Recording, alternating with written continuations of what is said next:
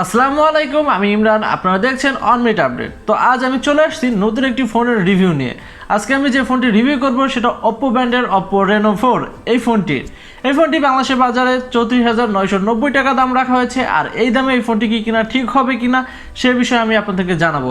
এছাড়া এই ফোনটিতে কিছু স্পেসিফিক ফিচার্স অ্যাড করা হয়েছে, সেগুলো কি সে বিষয়ে আমি জানাবো, এবং এই ফোনটা গেমারদের জন্য কতটুকু উপযোগী হবে সে বিষয়েও আমি জানাবো। তার আগে কিছু কথা বলে নিই। আপনি যদি আমার চ্যানেলে প্রথম হয়ে থাকেন তাহলে অবশ্যই সাবস্ক্রাইব করবেন এবং পাশে থাকা বেল আইকনটি অন করে দিবেন। আর আপনি যদি অলরেডি সাবস্ক্রাইব করে থাকেন তাহলে আপনাকে জানাই অসংখ্য ধন্যবাদ। তো চলুন ফোনটির স্পেসিফিক সম্পর্কে আমরা জেনে নিই। Oppo Reno 4 এই ফোনটিতে রাখা হয়েছে একটি 6.4 ইঞ্চি সুপার অ্যামোলেড যুক্ত ডিসপ্লে, যার রেজলিউশন রাখা হয়েছে 1080x2400 পিক্সেল বাইন্ডিং।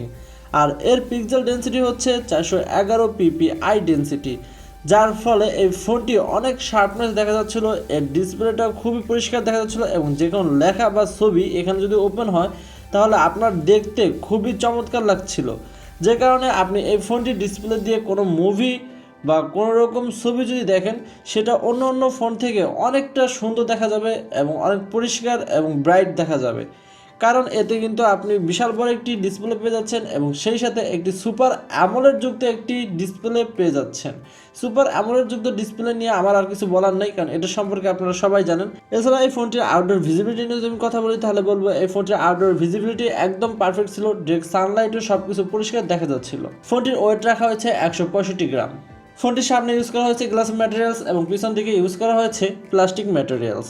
আমি আশা করেছিলাম মেটাল অথবা গ্লাস হবে, কিন্তু এখানে প্লাস্টিক দিয়েছে। 35,000 টাকার ফোনে অনেকেই প্লাস্টিক পছন্দ করে না, তাই আমিও এখানে প্লাস্টিকটি দেওয়া পছন্দ করিনি। তবে এখানে যদি মেটাল অথবা গ্লাস দিত তাহলে অনেক ভালো হতো, কিন্তু এখানে প্লাস্টিক দিলেও প্লাস্টিকের সবচেয়ে উচ্চ পর্যায়ে যে প্লাস্টিকটি রয়েছে, হাই পর্যায়ে যে প্লাস্টিক রয়েছে, এটাই ব্যবহার করা হয়েছে। তাই প্লাস্টিক ব্যবহার করার পরও এখানে তেমন কোনো প্রবলেম হবে না। আর এটা দেখতে অনেকটা গ্লাসের মতোই লাগে। সো আপনারা যারা কিনতে চান তারা কিন্তু এই প্লাস্টিক দেখার কারণে না কিনে থাকবেন না, তারা কিনতে পারেন। ফোনটির সামনে দেখে মনে হবে দুটি ক্যামেরা দেওয়া হয়েছে, কিন্তু আসলে একটি ক্যামেরা দেওয়া হয়েছে আর একটি ইমোশন সেন্সর দেওয়া হয়েছে, যেটা দিয়ে আমরা ইয়ার কন্ট্রোলের মাধ্যমে আমাদের ফোনটিকে কন্ট্রোল করতে পারবো। মনে করেন আপনার হাতে পানি রয়েছে, আপনি ফোনটি এখন ধরতে পারছেন না, আপনার একটি কল এসছে, তখন আপনি আপনার হাতের ইশারার মাধ্যমে সেই কলটি রিসিভ করতে পারবেন। আবার আপনি যখন ইনস্টাগ্রাম, ফেসবুক অথবা ইউটিউবে ব্রাউজিং করবেন তখন কিন্তু আপনার হাতের ইশারা দিয়ে আপনি সেগুলো কন্ট্রোল করতে পারবেন। এটা এই ফোনটিতে একটা দুর্দান্ত ফিচার্স হিসাবে অ্যাড করা হয়েছে, যেটা আমার কাছে খুবই ভালো লেগেছে। ফোনটি আপনারা বাংলাদেশের বাজারে গ্লাটিক ব্লু এবং স্পেস ব্ল্যাক এই দুটি কালারে পেয়ে যাবেন। যার যে কালারটি পছন্দ সেই কালারটি নিয়ে নিতে পারেন। এবার চলে আসি ফোনটির মেমোরি সেট নিয়ে কথা বলতে। ফোনটি আমরা বাংলাদেশের বাজারে মাত্র একটি ভেরিয়েন্টে পেয়ে যাব, আর সেটি হচ্ছে 8GB র্যাম এবং 128GB রম। ফোনটিতে দুটি সিম কার্ড ইউজ করা যাবে, তবে কোনো এক্সট্রা মেমোরি কার্ড আপনারা ইউজ করতে পারবেন না। এছাড়া ফোনটিতে থাকছে USB OTG support, USB OTG cable, auto focus, FM radio, loud speaker, 3.5mm jack, wifi dual band, Bluetooth 5.0, GPS ইনফানাট, hotspot, USB 2.0, USB type C, থাকছে না NFC, Java support, wireless charger, ETC. এছাড়া এই ফোনটিতে আপনারা ফিঙ্গারপ্রিন্ট এবং face আনলকের মতো option পেয়ে যাবেন। ফেস আনলকটি অনেক ফাস্ট ছিল এবং ফিঙ্গারপ্রিন্ট যে সেন্সরটি রয়েছে সেটিও খুবই ফাস্ট ছিল, হাত দেওয়ার সাথে সাথে খুলে যাচ্ছিল। ফিঙ্গারপ্রিন্টটি দেওয়া হয়েছে অন স্ক্রিনে, অর্থাৎ আপনারা স্ক্রিনের নিচের দিকে পেয়ে যাবেন। ফিঙ্গারপ্রিন্ট সেন্সরটি আন্ডার ডিসপ্লের নিচে হয়। এই ফোনটি অনেক সুন্দর দেখা যাচ্ছিল। এবার চলে আসি ফোনটির অপারেটিং সিস্টেম এবং প্রসেসর নিয়ে কথা বলতে। ফোনটিতে অপারেটিং সিস্টেম হিসেবে থাকছে অ্যান্ড্রয়েড 10, যার টপে রয়েছে কালার OS 7.2। আমরা জানি কালার OS 7.2 বা কালার OSটা খুবই কাস্টমাইজিং এবং অনেক সুন্দর। ঠিক এই ফোনটিতেও এই কালার OSটি ইউজ করা হয়েছে, তাই এই ফোনটি অনেক সুন্দর লাগছিল। ফোনটির চিপসেট হিসেবে ইউজ করা হয়েছে কোয়াডকম SM7125, স্ন্যাপড্রাগন 720G 8 ন্যানোমিটারের চিপসেট, এবং জিপিইউ হিসেবে ইউজ করা হয়েছে অ্যাড্রিনো 618, যা ফোনটির প্রসেসরকে খুবই হাই পাওয়ারফুল একটি প্রসেসর হিসেবে সাপোর্ট দিবে, যে কারণে আপনারা এই ফোনটি চালাতে গিয়ে কোনো রকম ল্যাগ পাবেন না, কোনো রকম সমস্যার সম্মুখীন হবেন না। তাছাড়া যারা গেমার রয়েছেন, বিগিনিং থেকে প্রো লেভেলের গেমার, সবাই এই ফোনটি দিয়ে ইচ্ছা মতো গেম খেলতে পারবেন। যার যতক্ষণ ইচ্ছা গেম খেলেন, কোনো সমস্যা নাই।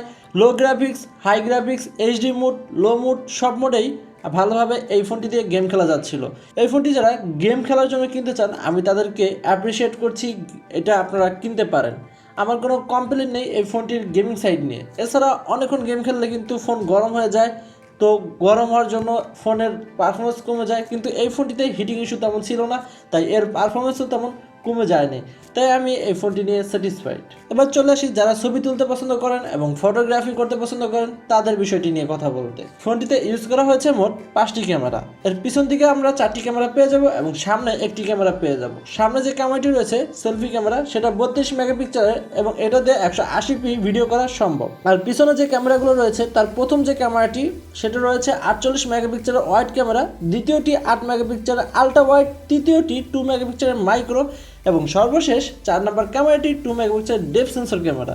এই ক্যামেরাগুলো দিয়ে তোলা যে কোনো ছবির রেজলিউশন 8000x6000 পিক্সেল। সুতরাং এতে সেই ছবিগুলো খুবই সুন্দর এবং শার্পনেস দেখা যাচ্ছিল। অনেক চমৎকার কিছু ছবি এই ফোনটা দিয়ে আপনি তুলতে পারবেন। ডে লাইটের ছবিগুলো ছিল খুবই সুন্দর এবং কালার ছিল অ্যাকুরেট। কোনো আর্টিফিশিয়াল কালার আমার কাছে মনে হয়নি যে অ্যাড করার প্রবণতা রয়েছে, যেমন কালার তেমনই ছবি। সো এই ক্যামেরা নিয়ে আমার কোনো কমপ্লেন নেই।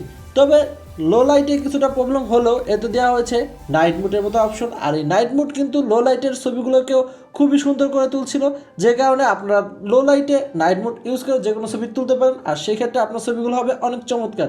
তাই যারা ফটোগ্রাফি অথবা ছবি তুলতে পছন্দ করেন তারা এই ফোনটি কিনতে পারেন। এবার চলে আসি সর্বশেষ একটি বিষয় নিয়ে কথা বলতে, আর সেটি হচ্ছে ফোনটির ব্যাটারি সাইড নিয়ে।